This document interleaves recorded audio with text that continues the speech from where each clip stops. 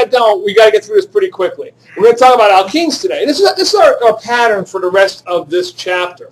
We're going to talk about each of the different types of compounds and their reactions. Now, when it comes to alkenes, though, notice I'm going to start off a little bit differently. By the way, alkenes, like I told you once before, oleo, margarine, olefins, that's what they're called, because of double bonds. Explained that once before about saturated versus unsaturated fats. Now, properties. I'm going to start with properties all the time. Any of these functional groups, any different types of organic compounds, I'm going to start with the properties. So for alkenes, first thing you're going to notice is, of course, they're similar to alkanes. There's only one little difference between them. They have double bonds in them. But other than that, they're very similar. They're nonpolar, insoluble in water. They look a lot alike, but they're a lot more reactive because of that double bond.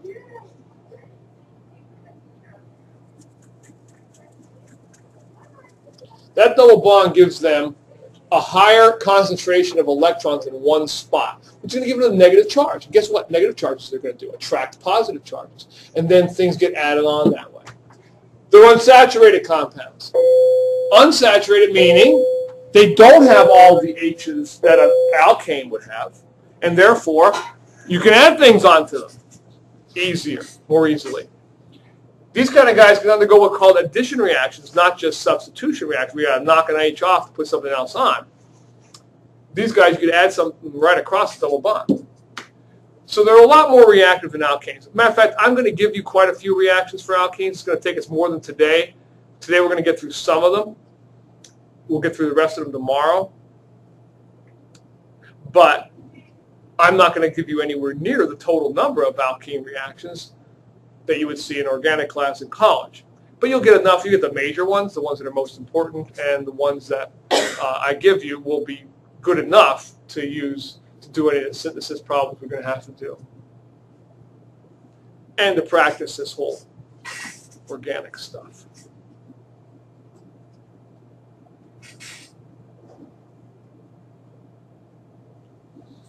Now, notice that in this case, I'm going to split this up into not just, like the other one I didn't have that. You know, alkanes, all I had was reactions of alkanes. Okay?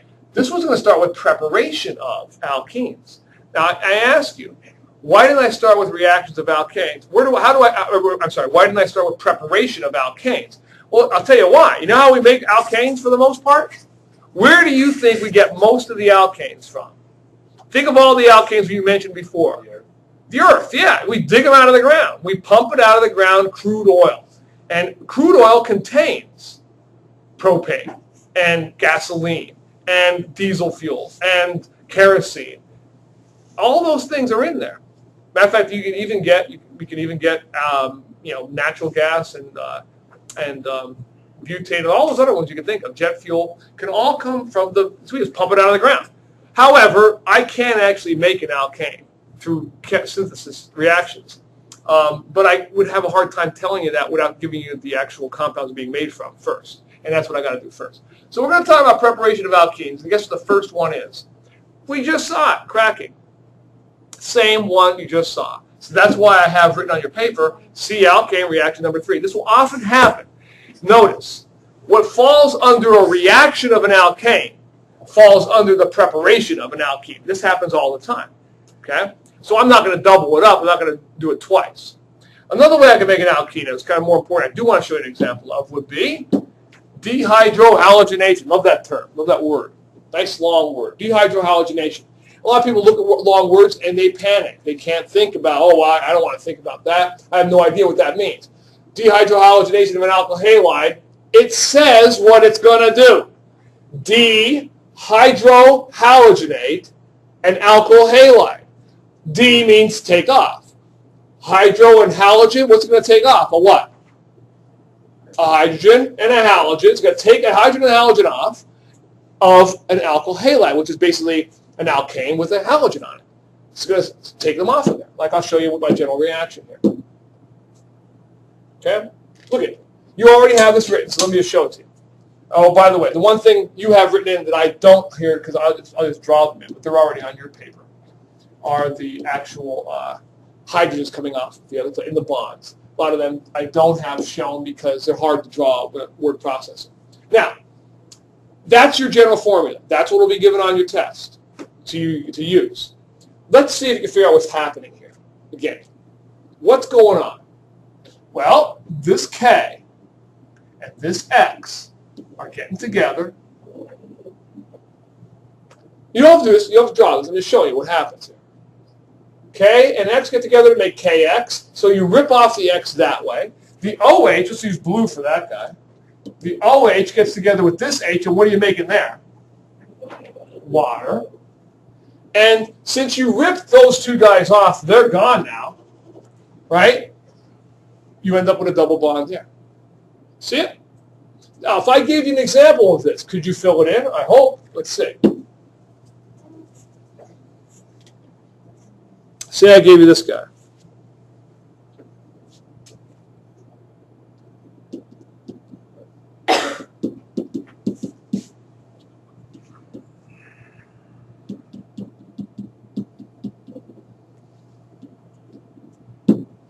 Okay, in the presence of alcohol.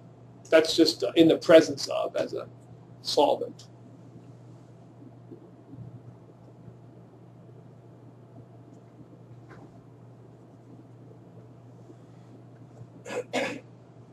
Can you finish that?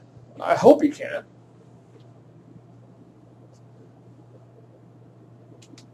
You can see already the nice part about these are you don't have to do a lot of memorization. The hard part is going to be as we get more and more and more of these, 26 to be exact, you got to figure out which one am I talking about.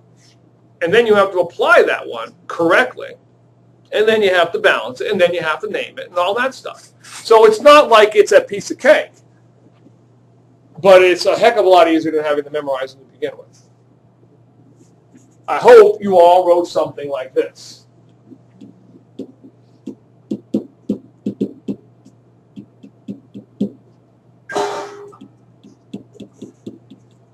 Did you? Oh, I forgot.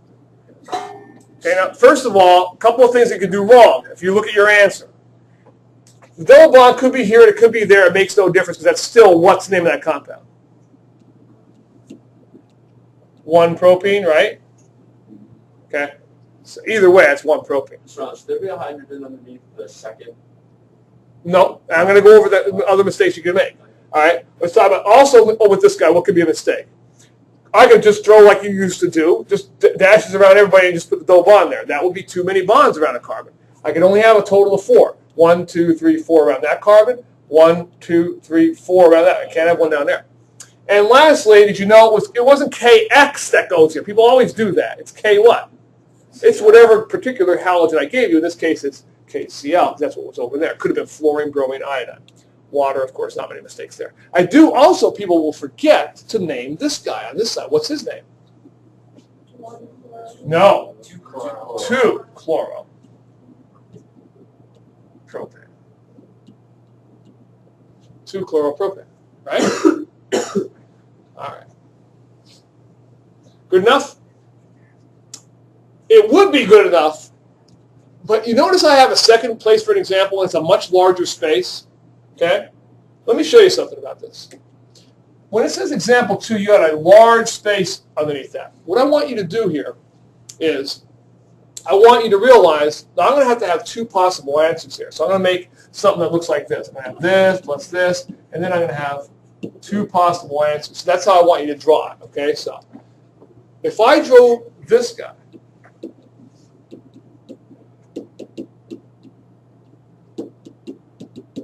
plus KOH.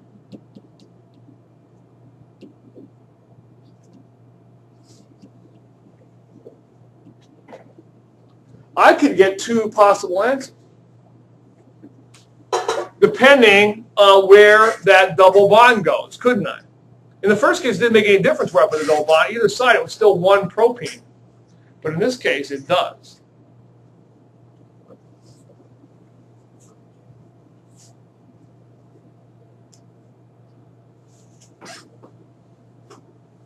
Where could that double bond go, people?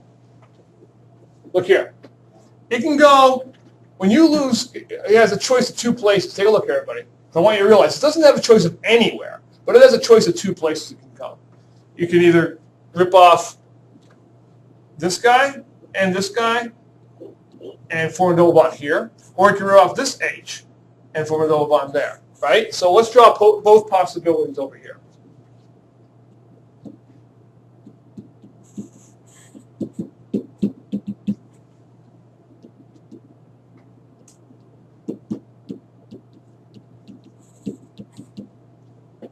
Okay? In both cases, you would still get, either case, you would get plus KBr and H2O.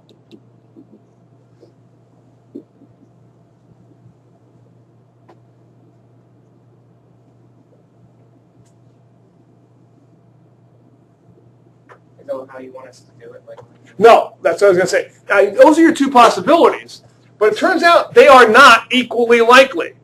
Turns out about 81% of your product is going to be that one, and only about 19% is going to be this one. they couldn't just grab the 80 and 20. Those are the actual numbers. And it's not like, I made these up. That's that. If you do that compound, that's what you get.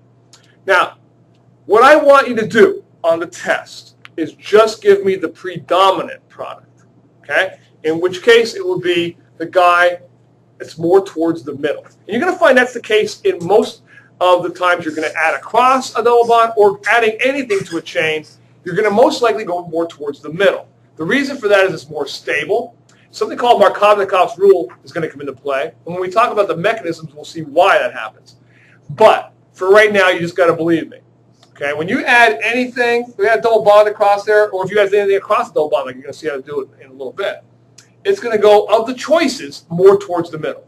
And by the way, it's very important I say of the choices.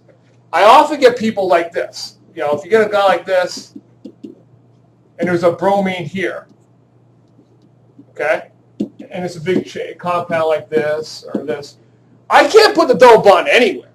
Where are the choices that double bond can go for a big compound like that? Here, right, or here, on either side of where that bromine is, you see, right? It's not going to just like rip off this H and this Br from there and then make a double bond. It's going to be on one of the two adjacent ones, so just so you know, okay? All right. So of the choices, where would you go? So if, one last one, again, not to copy down, but if I had this, that would be a little easier. Where would it be? What would it give me? Right, yeah, basically right there. It turns out, because of resonance structures, even that's kind of a lie, but you don't have to worry about it. If I gave you that, you would have just one possible product as far as I'm concerned, okay? All right. Now, let's do dehydration of alcohols. What's the problem with that? As you look down at your paper, you realize that I'm not going to do that one today. It says, see alcohol reaction number 1. There's a good reason for that. You don't know how to name alcohols yet. We're going to do that next week. That's when we're going to finish our our lab for the fermentation. Okay, so we'll do all that next week, and we'll learn how to name them, and then we'll use them. All right, so just save that. File it in the back of your head. There's another way to make an alkene from an alcohol, but we aren't going to talk about it until we get to reactions of alcohols. All right, reduction of alkynes. This one's pretty easy. Reduction of alkynes. Well, again, I'm not going to do one here, but all you're really going to do is turn an alkyne into an alkene by adding hydrogen to them. Okay, so you'll see about that later as well.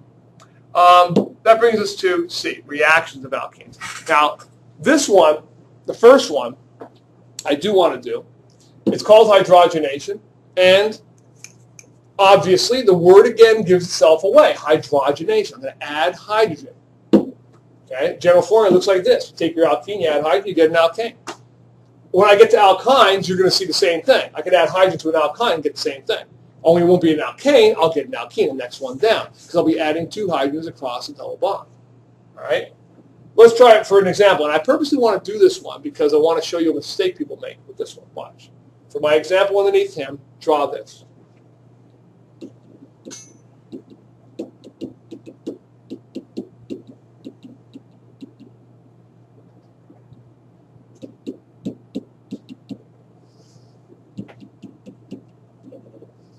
Okay?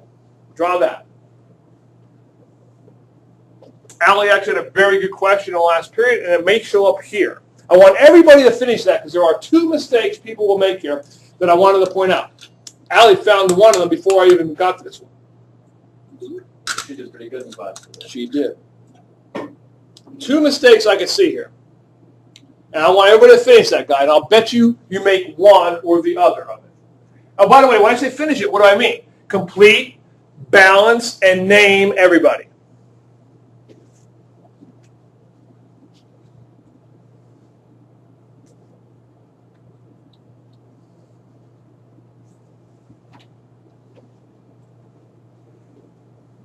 And you have to finish it.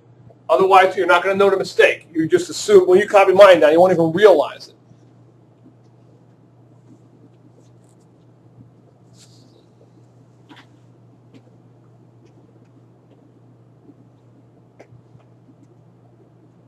And name everybody, too. There's two mistakes you can make here. One in the drawing, one in the naming.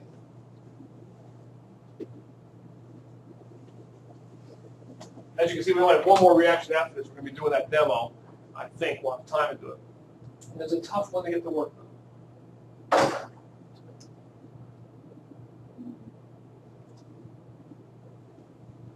All right, let's see how well you guys did with the drawing first. Keep working if you haven't gotten the name yet, but I'll see the first mistake you'll make here. That's your first mistake. What did I do? Wrong. I just lost two methyl groups that were there a minute ago. They don't just drop out of sight, people. But every time I give this problem on a worksheet or on a test, someone in each class, usually more than one person, several people, just forgets to draw those other methyl groups on there.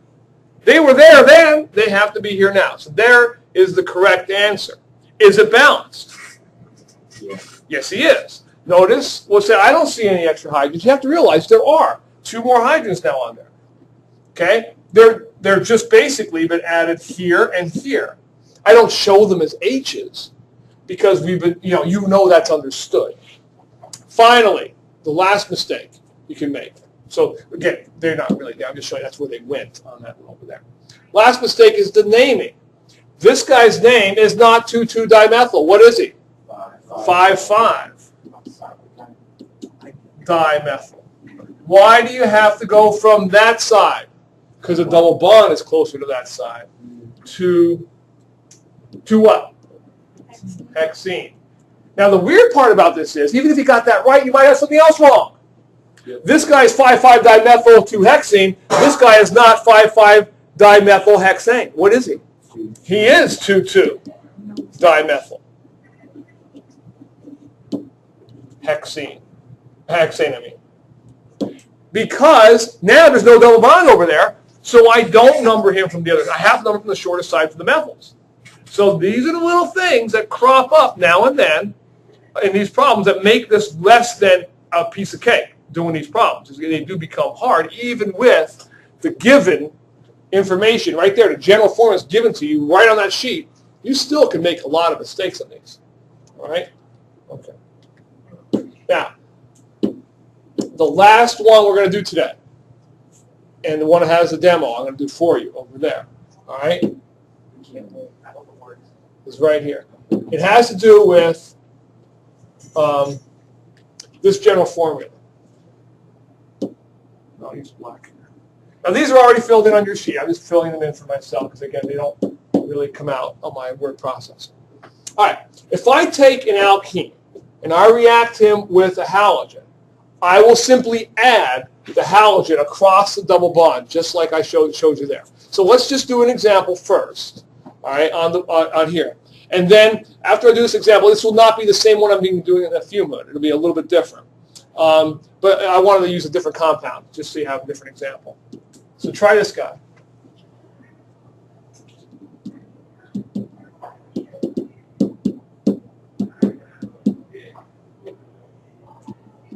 I am going to generate some chlorine gas over there. And I am going to add it to an unsaturated compound. And they are going to add across there. And when they do, it's going to release energy. And it's going to see it as little explosions underwater. However, I'm not going to use butene. The compound I'm going to use, I'm going to actually use again tomorrow.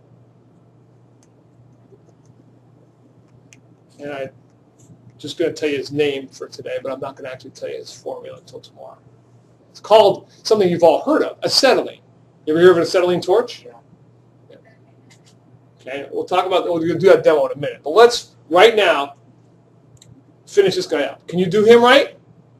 Don't do me wrong. I hope you all did this.